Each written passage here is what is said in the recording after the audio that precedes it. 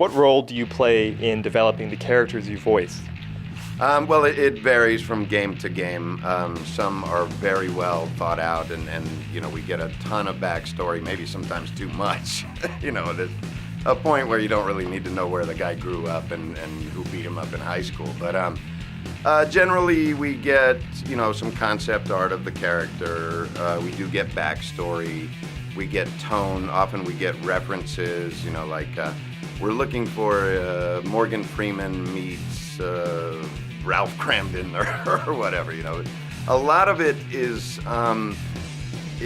actually us drawing from people we know. At least as far as I'm concerned, a lot of the characters that I've developed over the years have had a root in some part or another in family members or friends or people I've worked with or even just people I met for a short time.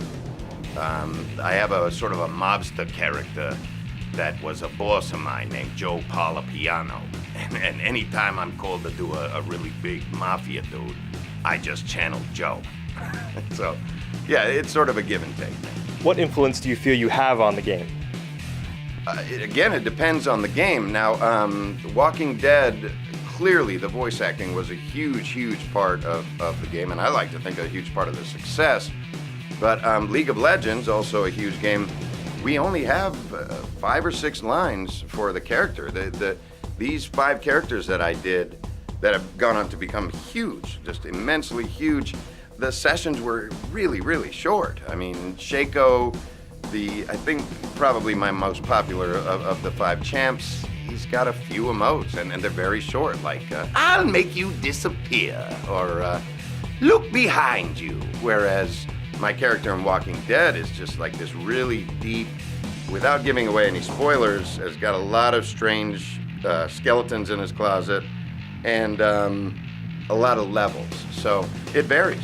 What is the most difficult aspect of voicing video game characters? Well, I mean, physically difficult. If it's a game where there's a lot of dying and killing, a lot of action, and you're screaming and taxing your voice, that can definitely take a toll on you, particularly if you have another gig that day or the following day.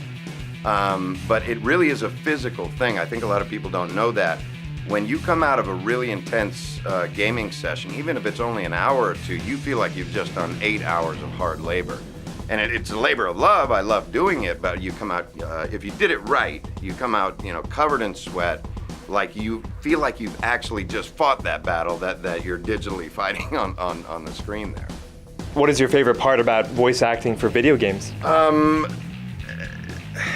I gotta say the fans, especially the League of Legends fans. They are so dedicated and so much fun, so talented. I mean, there's a universe of them out there. I love interacting with them.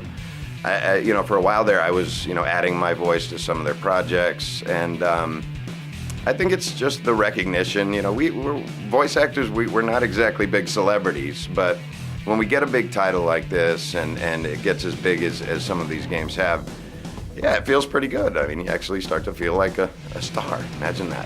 How do you feel about being a voice actor in such a globally famous game such as League of Legends? It's amazing. I continue to be astounded. I try to answer every fan mail, every PM I get at my YouTube channel, and I'm getting them from every country. In fact, I've gone into the analytics of my channel just out of curiosity to see who's watching, and I think it was a list of like 90 countries. Someone from 90 different countries is watching my video, and that's huge to me.